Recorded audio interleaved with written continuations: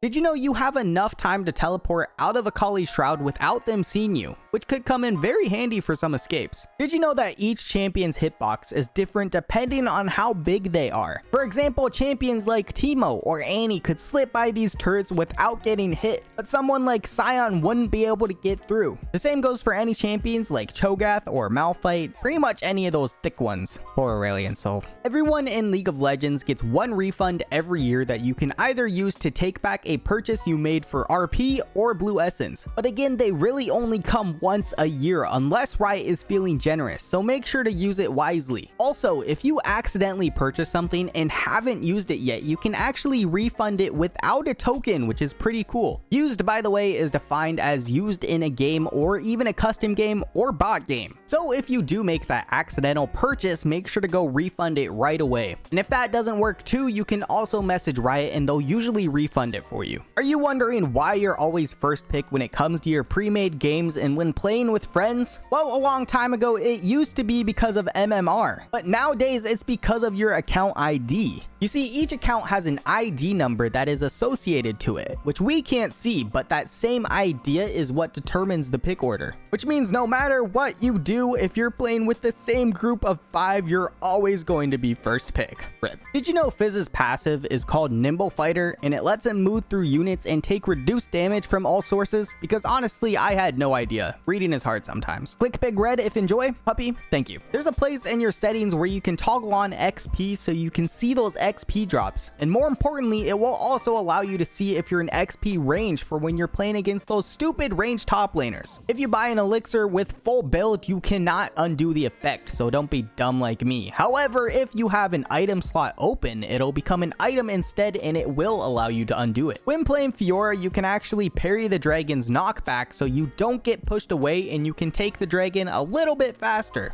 Did you know that Morgana, Mundo, and Malzahar's spell shield will actually prevent them from being slowed when taking the honey fruit? If you have it around, you can use cleanse to get rid of ignite.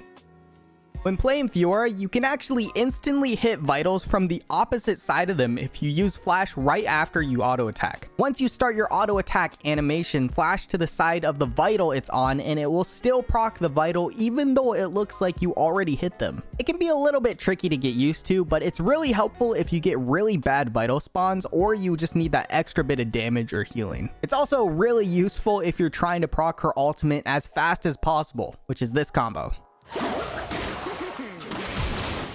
Prior to contrary belief, Caitlyn's ultimate isn't an execute, which means it doesn't do more damage when they have lower health. So feel free to use it for poke and not just killing people. On ARAM, you can actually use the snowball to dodge CC abilities like Malphite's ultimate. Have you ever gotten into a fight hitting a key and thinking it was your active item like Zhonya's, but quickly realized you actually put it on the wrong item slot, so instead you just died? Well, fear not, because you can actually bind items to your specific item slots in the settings. All you have to do is go to your collection, select items, go to create new item set, and then create your own item set by dragging the items into the slots.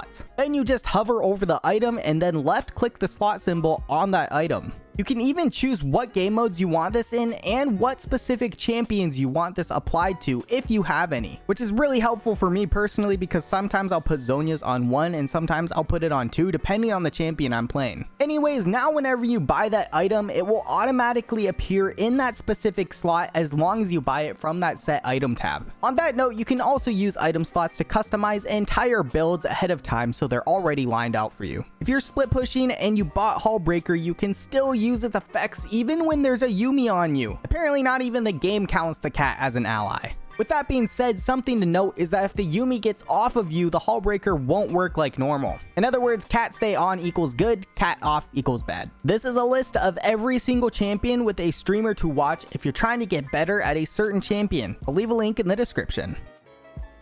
In order to get an assist, you must have contributed to the targeted champion within the last 10 seconds. If you ever find yourself in practice tool and want minions to spawn faster, you can hit the minion spawn disable/enable button twice and they'll start spawning instantly. A lot of people forget that League of Legends actually has a Z-axis, which means there is a higher and lower ground in some areas. For example, the river here is lower and the grass here is higher. In order to have a better chance of hitting a skill on a champion when on the low ground and aiming at the high ground, make sure to aim low. If you aim too high, even though it looks like it will hit on your indicator, the skill shot will miss. Alternatively, even if the indicator isn't on the target at all, if you aim low, it will still hit. If you're aiming at the low ground from the high ground, do the opposite and aim high, because if you aim low, there's a good chance that you'll miss. Alright, this is a question that I feel like everyone has asked themselves one time or another, and that is, when should I walk back instead of just recalling? Well, to sum things up, the best rule of thumb is honestly anything behind the mid inhibitor you should just walk back, and anything in front of the mid inhibitor you should just recall. Now there's obviously exceptions to this, like it depends on which champion you're playing, but this is generally the fastest all around for most champions. And this is also considering boots and no boots. If you want a more in-depth analysis on this, I highly suggest checking out this video here. I'll leave a link in the description. And lastly, if you want to win more games in League of Legends, then you should try being better. Thanks for watching all, and I'll see you next time. Bye! Thank you to Josh Poo for being a sick tier 3 patron, and thank you so much to all my other patrons as well. You guys rock.